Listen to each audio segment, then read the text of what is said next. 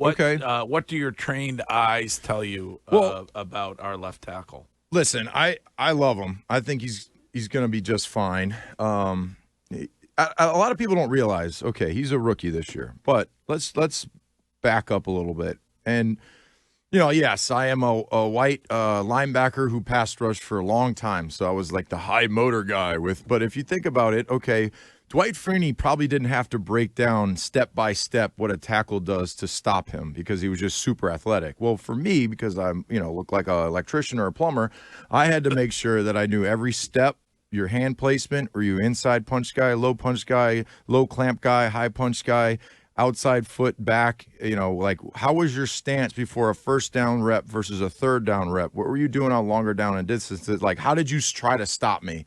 And then it's a chess match on what do I do to beat you. So I would break down tape every week of every tackle and do it frame by frame on their steps, where their hands were, how was their pad level, and everything that goes into stopping a pass rusher, everything. And then after practice, I would work with all the tackles. So I would do all the footwork stuff. I would imitate, okay, hey, you're playing this type of pass rusher, Sebastian Vollmer, I'll give you that look. Mm-hmm. Oh, you're a high rush guy that would just try to bend the corner. I'll give you that and work on just washing me past. So there's all these different things that go into pass rushing and stopping a pass rusher. And now I'm going to go back to what my thoughts are. He has a senior season in college, okay? You finish your senior year. You go into your draft prep, right? Then you go to the combine. He just had the longest football 2 years of his life. So he went from college to the pre-draft stuff, to the draft, to the rookie camps, to training camp, to a 20-game season with an injury included in that, right? So a knee, we don't know what his knee's like. And that's one thing, too. Fans don't know, oh, he tore his MCL. Yeah, no big deal. Oh, yeah. Well, maybe there's something else. Maybe he has a little meniscus too. And maybe he's just battling through it because he didn't want to miss the playoffs. Maybe he didn't want to miss the biggest games. And I just think like the piling on him is ridiculous considering before he had his knee injury, he was pretty dang good. He was doing pretty well. He had his knee injury. He's coming back. And yes, he was going against really good pass rushers, very talented football team. And maybe, just maybe, Seattle was just a better talented football team. Is that what you think? Yeah, they were better talent. They had more talent. Like, they're a good football team. Coming into this, I wasn't just going to like, oh, yeah, they suck. Like, they're not going to beat – there's no way they beat the Patriots. Like, they're a good football team. They're a number one defense in the NFL for a reason. They have great coaching. They dial up the blitzes. They know where to put the pressure. So, listen, I'm happy they won 17 games this year. By far exceeded my expectations from 4 games last year. So, the spoiled Patriot fan out there went from 4 wins to 17. Fans and us at times. Exactly. So you're saying we should pump relax the brakes a little bit. Enjoy the season. Use a masshole word. Relax. This team got way farther than we all thought they were going to get, and 100%.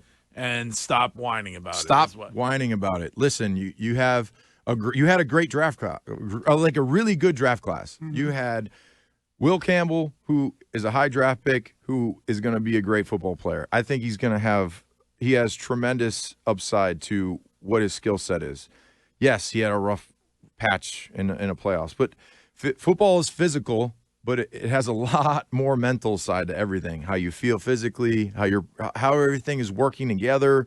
The guy next to you, there's a lot of things that go into playing well. His performance on Sunday, or lack thereof, was it more mental in your mind, or was it more based on his physical condition?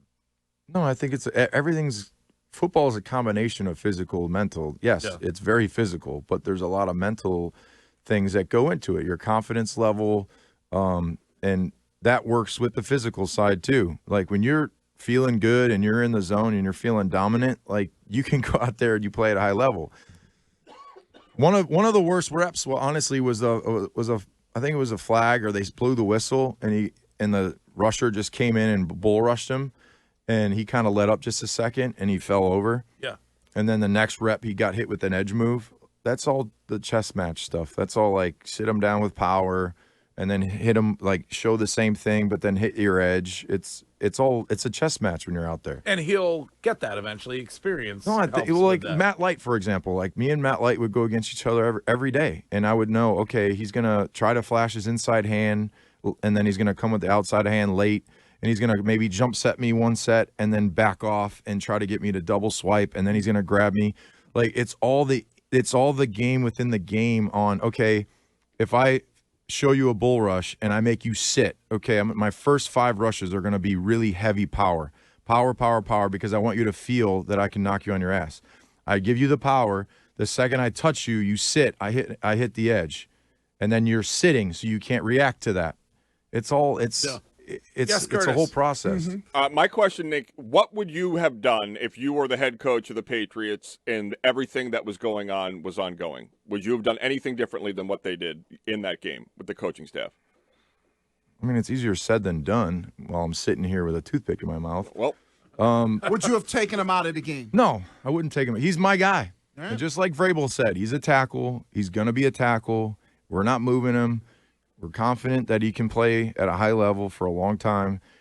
You know, maybe I have somebody cut the line, like the edge rusher's kneecaps out or something early in the game to like make him think about it. Yeah. Maybe I do a flash.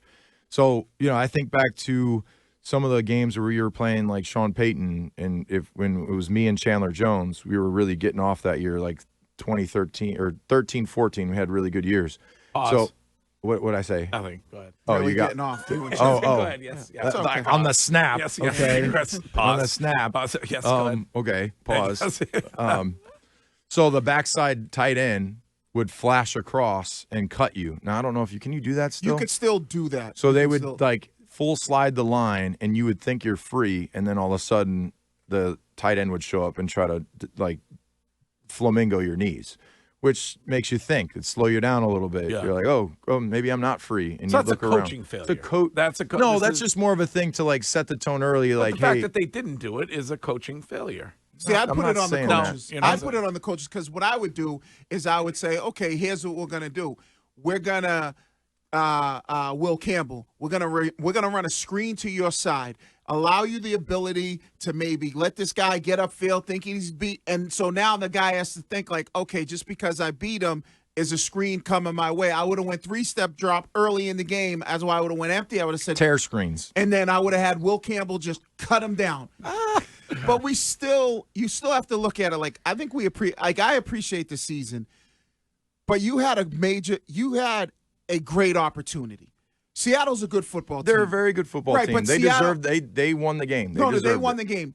But Seattle wasn't a team where you looked at and go like, all right, you have to be perfect. But you may have win this. You might have been wrong about that. That's what Rob Ninkovich. No, I'm saying their defense, and I love watching great defense. Yeah, but both defenses were great. The Patriots played really well up until the point where, you know, you watch the early parts of the game, a lot of field goals, so if you had, and I said this before this matchup, the Patriots had to score north of 28. Because I knew that every possession was going to matter. If you kick a field goal, you got to get that. You get the ball back instead of kicking field goal for field goal. You got to be able to score points. They weren't able to do that because Seattle's defense was really good. They were putting pressure on the quarterback. They were able to stop the run. They were nasty up front. Mm-hmm. So, did Josh McDaniels let his quarterback down? Well, there's one play I didn't like was the 3rd and 5 draw. I don't like that. I never liked that play. Thank you, Rob. I don't like those plays. On that one. I don't like goal line, and they didn't do this, but anytime I see a team that has like 3rd and 1 or any goal to go situation and they're in gun, I hate that too because you're putting yourself 5 yards away from where you need to be. On the center. I want to be under center in the closer 3rd and 1, 2nd and 1, goal to go. Because it allows you to run some play action and it allows you to be able to go downhill when you run missile sweeps. You could do all the different direction. When you're in gun, it's either RPO or a handoff, and then you pull it and throw it, which obviously Seattle didn't like that one in 2015. It does feel like fans have switched, though, overnight, and now you look at next season. They're spoiled. Spoiled, but it's a more difficult season next year. Well, you're playing the 5th hardest, scheduling. So then what are your expectations? You know Mike Vrabel, you know these players. You got a young quarterback under a rookie contract for the next 3 to 4 years. You have a lot of money to go fix some areas. And what would you say is the most important thing? And this is what I say it every year. I don't care if you're Drake Maye, Tom Brady, Peyton Manning, Drew Brees. If you can't protect them, you're not going to have success. So you have to go and address the front. Maybe you need an extra, veteran guy. I know Moses is going to be 35 years old, so he's up there. And then you also have to unexpectedly, what if something happens to some of these guys? Like, you got to have backups in place that you feel comfortable with. So offensive line protection, number one receiver, our backs are great. We need one more weapon offensively in the number one receiver category, I believe. But when you say offensive line protection, like, this is the conversations that we've been having. Moses, I thought, was good all year long. Moses was good. Right? I thought Onwenu was good. Bradbury was good. I thought Wilson was good. I thought Campbell was good for most of the year.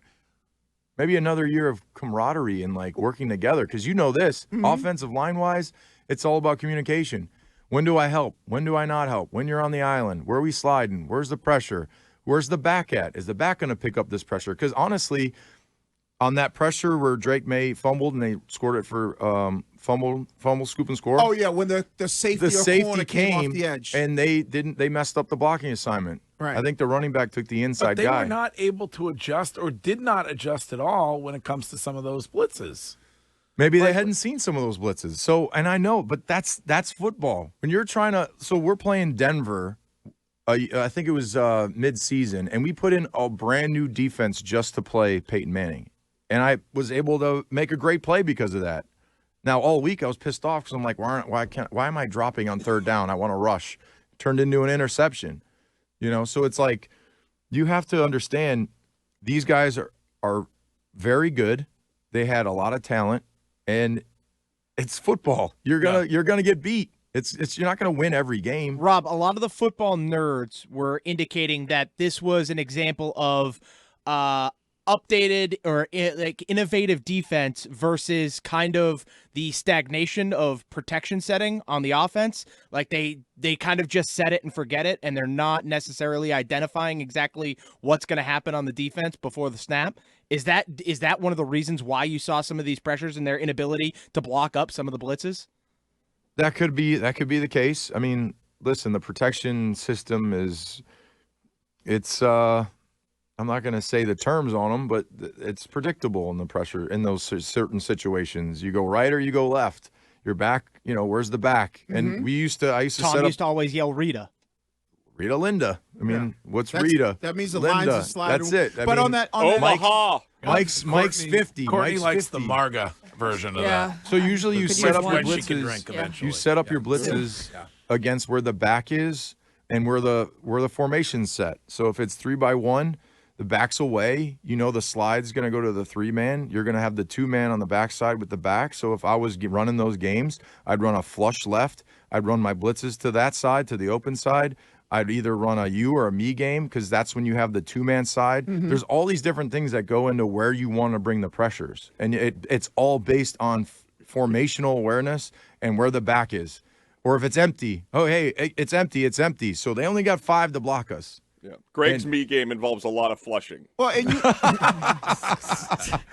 and you also have to understand, right, from the offensive side of it, that play that we're talking about, the one that was the interception, turned into a They pick, had two guys going into the same. So gap. they were sliding left. They were sliding left. Right? And it looked like what Seattle did was make them slide left, and then they brought pressure off the right. And you see Michael Onwenu, the right guard, slide left, blocking nobody, and there's a guy coming off the edge on the right side.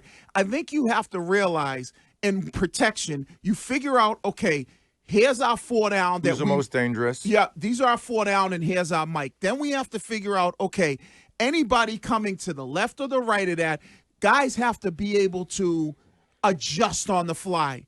I slid down, nobody came, my eyes get back out, maybe I can pick this guy up late. And I think there was some confusion. There was another time, Moses was blocking nobody and looks inside, and he puts his hand on the safety coming and then lets him go. And we always talk, once you put hands on somebody, don't let them go. And it feels like, too, Wiggy, the big difference in that, like, Drake Maye versus his defense compared to Matthew Stafford is once that 15 seconds hits and he no longer has the offensive coordinator in his ear, Matthew Stafford knows exactly what he's seeing. He's been doing this for 20 years now, it feels like, and he knows exactly what's coming and when and how to react to it, whereas Drake Maye at 23 in his first full season as a starter may not. Right, I'm going to change the protection. Also, Stafford has a receiving core that's like unbelievable. Right, and you can't blitz when you're. And I think one of the Seattle safeties said it. He's a young quarterback. He's taken 1/2 a second longer to throw it, and Stafford wasn't doing that. So classic young quarterback. I know. As soon as that back foot hits, as soon as the back foot hits, he's going to where he wants, but he's pausing for a second to confirm that he's open. Yeah. That's football. He's not anticipating. So sometimes a veteran quarterback has been there a million times. He knows exactly how to play the safeties, is going to look one way and blindly throw to the guy that he knows is going to be open, because football is super easy once you understand spacing and numbers. It's all it is. They have more numbers here. All right, we're not going to run it to the numbers. Oh, we're on the left hash, and we're putting all of our players to the field side. Well, what's that give us? That gives us space, and then let's count. Where's everyone at? Okay, don't throw it to where we're outnumbered or they have the amount of guys to cover us. It's all spacing. It's all it is. Yeah. So you're trying to just figure out the spacing and set guys up. And then you can throw it early when you have Puka Nacua. And you have Puka Nacua who makes insane catches, and you have a veteran, Adams, that's an amazing player. So, listen, and then another thing that I don't have a problem with it, but the pregame, like, Hannibal Lecter stuff, like, you literally have to think about, I got to put these chains on and this mask before I walk into the stadium. Let's focus on the game and focus on being ready versus, like, what outfit I'm going to wear so people can film me. It's ridiculous. And then I don't have a problem with showing your wearing a nice suit. Right at Mac Hollins. I don't have a problem with you don't like people dressing up. No, I don't mind that. I don't mind that, but you don't need to put chains on. It's not Halloween. Like, okay, you want to put a nice suit on. Hey, you want to wear this is a symbol of I don't know, the kukui nut, whatever things from Hawaii. Like, it's a symbol of pride. It's a symbol of. What about the Warriors outfit the week before? The things. It's just more fuel to be like, because they even talked about it. Like, they said stuff about it. They posted about it. Right. Like, if you're gonna do that, you better go out there and have 5 catches for 150 if you're gonna do something, you better be the best receiver in the league. Yeah. To be able to do stuff like. I just don't like the effort that goes into just making a camera look at you. Versus like dressing a certain way. Like, okay, you got big like Jinko jeans on. Like, oh yeah, they're cool.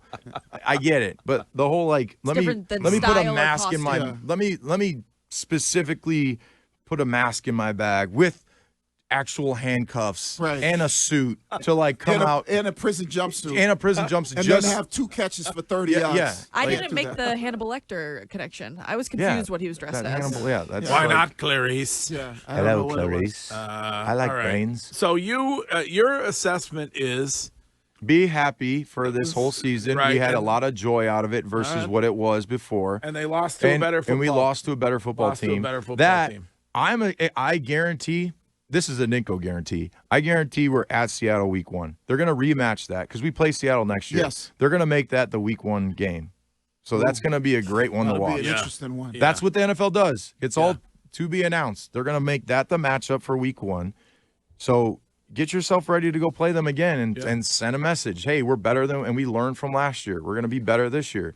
And another thing, I'm not going to, when I talk to you after the game, I'm not fixing people. I'm just be like, man, I'd love to just like give them a couple nuggets here. I was just kidding. I know. You don't have to get angry. I'm not angry. I don't get angry. It's like you want to kill me. No, I don't get angry. I don't get angry at all. Only last time I was angry, I think my kid ran into my car with his bicycle. That's when I was angry. That's not good. What happened? What did you do? Was he a kid? Yeah, my child. Take his phone away? Or no, he doesn't have a phone. Our kids don't have phones. Oh, they don't have phones. Nope, I just poor said kids. No rotisserie chicken. No rotisserie chicken. No water. We make our own rotisserie chicken. It's a note from, I'm trying to take notes from Tom. No rotisserie chicken. But you'd like to help Will Campbell. I would just be like, hey, fix him. Like, and I'm not, because that seems insulting a little bit when you're a professional. Like, I don't need your freaking help. Just be like, hey, dude, this is what I would see in this situation. Did maybe it do bother this. you? Did it bother you that he didn't talk No, afterwards? not at all. Because if I listened to what he said after the fact when he was here, he said it was emotional, it was tough. He was making sure he didn't, lose it a little bit and say things he didn't mean. And also another thing for every media member out there, people don't forget. Don't people like football players don't forget. We don't forget. We remember. So like I used to have a media list in my locker and I would cross people's faces out that I didn't like. Ooh, who was on that list? I'm not going to say it, Ken? but I there know are guys I Jamie- don't work with, Jamie and I Iredale. choose not to work with them because I don't forget. I understand. Don't call me a jag. Ooh. Ooh. Is that somebody on another I mean, radio, like I a don't competitive know. Just radio another station? guy. Just another It sounds guy. like it's a competitive Say, radio like, station. just that you're- another guy. Well, if you Would that be someone who uses uses a napkin as a blanket? If you lead the league in pressures, you're not a jag. Hey, if you're fifth all time in sacks, right behind Vrabel, you're not Right. too bad. I mean, if you led your team in receptions 2 years in a row, and you had You're not more- just a jag, and me you had either. and you had more catches than Randy Dude, Moss. you and played Chris a lot Carter. of years, bro. Yeah, you're not a jag. Don't but, let people down. That's why no, Method no. Man downplay knew that. who you were. Yeah. And You were the best at recovering fumbles. You were the best. Every time a fumble's on the ground, I knew Ninkovich was going to get it. All right. Well, we appreciate everything you did for the show this year. Yeah, This thank is you. sad. I know That's it's it. sad. But You want me to tell you your gift? Yeah, I heard that I got you a some gift. glass baby bottles. You I did? did. Yes, I did. That is so nice. I'll text you. I need to send you those because I saw the picture today. The Yeah. little, Yeah. you're scrolling, Yeah.